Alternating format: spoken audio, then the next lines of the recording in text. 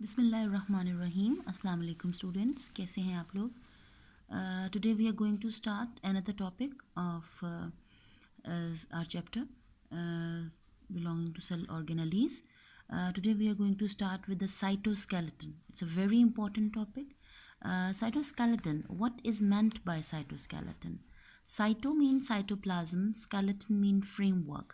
यानी अगर हम देखें तो cytoskeleton is actually basically what is this? It is a framework present inside the cell. आपके सेल साइटोप्लाज्म के अंदर एक स्केलेटल सिस्टम है जो आपके साइटोप्लाज्म को और आपके सेल को एक शेप प्रोवाइड करता है, एक सपोर्ट देता है, एक रिजिडिटी प्रोवाइड करता है। That network is called considered as cytoskeleton. आपने ये वर्ड पहले नहीं सुना, आपने बहुत सारे और ऑर्गेनेलीज के बारे में तो पढ़ा है। इसको हम एज सच एक ऑर्गेनेली तो नहीं कंसिडर कर सकते, but it is a network. ठीक है, it is a network, it's a skeleton like framework that holds the cell in its shape. ठीक है, it gives support, it gives strength, it gives shape, and it helps in movement, it helps in motility. ठीक है, it is very helpful for the cell. And if you look at it, तो cytosol किसको कहते हैं? हम cytoplasm को, the living content of the cell है हमारे पास। The cytosol consist of cytoskeleton. ठीक है, cytoskeleton mean cyto in skeleton present inside the cytoplasm of the cell. If you look at it, the components of the cytoskeleton, then we have three main components: microtubules, microfilaments, and intermediate filaments. Means your cytoskeleton consists of these three components: microtubules, microfilaments, and intermediate filaments. ठीक है, सो अगर आप हम इनको separately देखें तो separately देखें तो माइक्रोट्यूब्यूल्स एंड माइक्रोफिलामेंट्स हमारे पास वो स्ट्रक्चर्स हैं जो कि हेल्प आउट करते हैं आपके सेल को मूवमेंट करने में और उसके अलावा उसको एक प्रॉपर शेप देने में और उसको सपोर्ट करने में। Microtubules, microfilaments, intermediate filaments, they are all protein structures. यानी ओवरऑल अगर आप देखा जाए तो आपका जो साइटोस्केलेटन है वो सारा प्रोटीन कंपोनेंट्स के ऊपर कंसिस्ट करता है, जिसके ज़रिए से आपके सेल को सपोर्ट मिलती है। Microtubules are long unbranch cylinders हैं जो ट्यूबुलिन प्रोटीन से बने हुए होते हैं, और इनका सबसे मेन फंक्शन जो होता है is in the assembly and disassembly of the spindle structure during the mitosis है। स्पिंडल स्ट्रक्चर क्या था? अगर आपको याद हो तो हमने माइटोसिस और मियोसिस के दौरान स्ट्रक्चर देखे थे कि किस तरह से आपके सेंट्रियोल्स जो हैं वो स्पिंडल फाइबर्स जो हैं वो ओरिजिनेट करते हैं, और इन स्पिंडल फाइबर्स के ऊपर जो है वो आपके क्रोमोसोम्स जो हैं वो रिजाइड करते हैं। क्रोमोसोम्स आपके सेल्स के अंदर स्पिंडल फाइबर्स के ऊपर अटैच करते हैं, और जब पुल एग्जर्ट होता है तो फिर वो क्रोमोसोम्स जो होते हैं वो उस पुल की वजह से हाफ ऑफ डिवाइड होकर सेल के एक से एक पार्ट में फिर दूसरे पार्ट में डिवाइड हो जाते हैं। ठीक है, और फिर इस तरह से एक सेल डिवाइड होकर दो न्यू सेल्स के अंदर जो है वो दो न्यू सेल्स बनाता है। तो आपके जो स्पिंडल्स हैं उनके ऊपर क्रोमोसोम्स की अटैचमेंट और उसके बाद उन स्पिंडल्स की डिटैचमेंट, एक दूसरे से डिटैचमेंट का जो प्रोसेस है that is under the control of your microtubules. ठीक है जी, सबसे मेजर फंक्शन है इसका हमारे पास। Then we have the microfilament जो एक और तरह की प्रोटीन से बने हुए होते हैं हमारे पास, and these made up of a contractile protein जिसको हम एक्टिन प्रोटीन कहते हैं, एंड ये आपकी सेल मेम्ब्रेन के साथ अटैच होते हैं। On one side there attach with the cell membrane and they are involve in the cell motions, यानी आपके सेल को मूवमेंट में, सेल की इनसाइड मूवमेंट में रोल प्ले करते हैं। जैसे फॉर एग्जांपल आपके पास क्लोरोप्लास्ट है। क्लोरोप्लास्ट प्लांट सेल्स के अंदर अबंडेंट मौजूद होता है, फोटोसिंथेसिस में रोल प्ले करता है, और आपका जो सेल है उसका साइटोस्केलेटन जो है वो इन क्लोरोप्लास्ट को सनलाइट की हिसाब से ओरिएंट करता है। यानी सेल के जिस हिस्से के ऊपर जो है वो सनलाइट ज़्यादा पड़ रही होती है तो ये उनकी जो लोकेशन, उनकी जो ओरिएंटेशन है, जो उनकी पोजीशन है, उसको उसके हिसाब से एडजस्ट करता है। आई मीन टू से कि अगर राइट साइड पे सनलाइट ज़्यादा है तो जो क्लोरोप्लास्ट होंगे उनको साइटोस्केलेटन जो है with the help of the microfilament उनको स्ट्रेच करेगा और उनकी पोजीशन जो है वो उस साइड पे ओरिएंट कर देगा, उसकी पोजीशन को उस साइड पर एडजस्ट कर देगा जिस साइड पे सनलाइट ज़्यादा है। और अगर कुछ देर के बाद सनलाइट जो है वो लेफ़्ट से राइट साइड पे चली जाएगी तो ये इनकी ओरिएंटेशन को राइट साइड पे ओरिएंट कर देगा, सो दैट कि आपका जो क्लोरोप्लास्ट है वो मैक्सिमम लाइट जो है उसको एब्जॉर्ब कर सके। और इन द केस कि अगर साइड जो आपका जो क्लोरोप्लास्ट है, ये तो हमने बात की कि जो है वो क्लोरोप्लास्ट की पोजीशन को राइट लेफ्ट एडजस्ट करता है। इसके अलावा आपके जो माइक्रोफिलामेंट्स हैं they are also involve in cyclosis यानी साइटोप्लाज्मिक स्ट्रीमिंग, यानी विद इन द सेल आपके जो ऑर्गेनेलीज हैं वो आराम से अपनी ज़रूरत के हिसाब से जो है वो एक जगह से दूसरी जगह डिसलोकेट हो सकते हैं, यानी अपनी जगह ही बदलेंगे। पहले हमने बात की थी कि अपनी जगह पे ही रहते हुए राइट लेफ्ट साइड पे अपनी बेस्ट पोजीशन ऑब्टेन करना। अब हम बात करेंगे साइक्लोसिस की, कि इसी इन्हीं माइक्रोफिलामेंट्स की वजह से, जो कि साइटोस्केलेटन का एक बेसिक कंपोनेंट है, आपका जो ऑर्गेनेलीज हैं, सेल के ऑर्गेनेलीज हैं, वो सेल साइटोप्लाज्म के अंदर जो है वो मूव करते हैं और इनकी इस मूवमेंट को साइक्लोसिस कहते हैं। थर्डली इसका मेन कंपोनेंट इंटरमीडिएट फिलामेंट्स हैं जो सबके सबसे ज़्यादा स्टेबल फॉर्म है।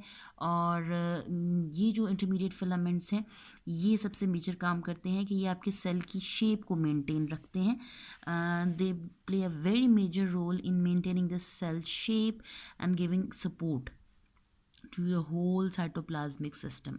ठीक है, सो ये एक छोटा सा इंट्रोडक्शन था हमारे पास साइटोस्केलेटन के हवाले से, जो कि अगर हम इनको ओवरऑल इनके फंक्शंस देखें तो आपका जो साइटोस्केलेटन है it is involved in the movement of the cell organelles, it is involved in giving support to the cell, giving shape to the cell, involved in the movement of not only the movement but orientation में भी involve होगा.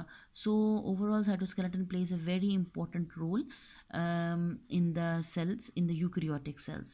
Now coming towards the another topic, that is centriole. If अगर आपको याद हो centriole एक बड़ा major difference है between the plants and animal cells. Plant cells के अंदर रिकॉल करें अपने माइंड में कि what is the major difference between animal and the plant cells. Plant cells के पास प्लास्टिड्स होते हैं, यानी जिसकी एग्जांपल्स में टाइप्स में हमारे पास क्लोरोप्लास्ट, ल्यूकोप्लास्ट एंड क्रोमोप्लास्ट आता है, जबकि एनिमल सेल्स के पास जो है वो प्लास्टिड्स नहीं होते। In the same way plant cells के पास जो है वो सेंट्रियोल्स नहीं होते, लेकिन एनिमल सेल्स के पास सेंट्रियोल्स होते हैं। और सेंट्रियोल क्या है? सेंट्रियोल्स जो होते हैं they are unique sort of structures because these centrioles are involved in the formation of spindle fibers, esters, and ये spindle fibers and esters क्या हैं? ये spindle fiber और esters वही चीज़ हैं जो आप लोगों ने सेल डिवीजन के टॉपिक में पढ़ा था, माइटोटिक अपरेटस जिसको हम कहते हैं, जिसके ज़रिए से सेल बड़ा इजी तरीके से जो है वो डिवाइड करता है। इन सेंट्रियोल्स की मदद से जो है वो स्पिंडल फाइबर्स की फॉर्मेशन होती है जिसके ऊपर आपके जो क्रोमोसोम्स हैं वो अटैच होते हैं। जब प्लांट्स के पास सेंट्रियोल्स नहीं हैं तो क्वेश्चन हमारा ये हुआ कि plants do not have the centrioles, animals have centrioles. Then when the plants do not have the centriole, then what is the function of how do they do cell division? तो plants have centriole like structures. उनके पास centriole नहीं होता, plants के पास centriole नहीं होता, but उनके पास centriole like structure होता है जो रोल प्ले करता है in the process of cell division. So coming towards the topic, centriole हमारे पास एक स्ट्रक्चर है, एक यूनिक ऑर्गेनेली है जो कि एनिमल्स के अंदर मौजूद होता है और बड़ा मेजर रोल प्ले करता है इन द सेल डिवीजन। जैसे कि उन्होंने मेंशन किया कि centrioles are present in animal cells of some micro organisms and some lower plants जो है वो सेंट्रियोल होता है जो कि exterior surface of the nucleus के बिल्कुल बाहर मौजूद होता है। अगर हम इसको स्ट्रक्चरली देखें तो it is a cylindrical array of 9 microtubules. ये एक सिलेंड्रिकल एरे है, अगर आप इसको विजुलाइज करें तो ये एक सिलेंड्रिकल एरे है हमारे पास जिसमें 9 माइक्रोट्यूब्यूल्स हैं, 1 2 3 4 5 6 7 8 9, एंड हर माइक्रोट्यूब्यूल के अंदर फिर मज़ीद 3 ट्यूब्यूल्स जो हैं वो मौजूद हैं, यानी 9 इंटू 3 अगर आप कर लें तो ओवरऑल ये 27 ट्यूब्यूल्स का एक सिलेंड्रिकल सा स्ट्रक्चर है।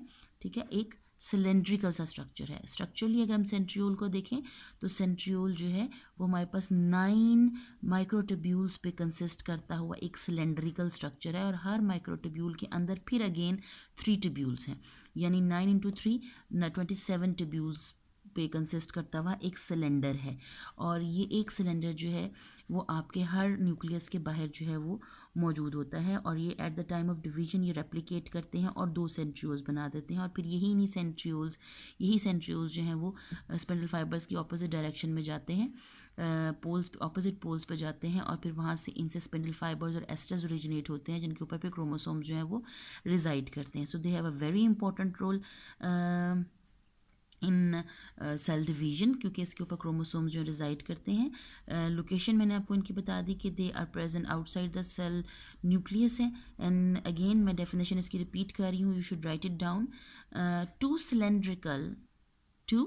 Cylindrical rod shape microtubular structures present near the nucleus in the cytoplasm is called centriole. ठीक है, बड़ा इंपॉर्टेंट रोल है इनका. इनके बगैर जो है वो आपकी सेल डिवीजन नहीं हो सकती, क्योंकि ये स्पिंडल फाइबर्स ओरिजिनेट करेंगे, एस्टर्स बनाएंगे, उन स्पिंडल फाइबर्स पे क्रोमोसोम्स रिजाइड करेंगे, अटैच होंगे, और एस्टर्स जो है वो सारे प्रोसेस ऑफ सेल डिवीजन को कंट्रोल करेंगे. सो इनका जो फंक्शन है उसमें ये है कि माइटोटिक अपरेटस बनाते हैं, और इसके अलावा ये न्यू सेंट्रियोल्स भी बनाते हैं और बेसल बॉडीज़ की भी फॉर्मेशन करते हैं. So this is the topic of today. इंशाल्लाह ताला फिर हम next topic mitochondria and chloroplast के साथ नेक्स्ट लेक्चर में मिलेंगे. आपको मज़ीद कोई क्वेश्चंस हो तो आप मुझसे कमेंट्स में पूछ सकते हैं.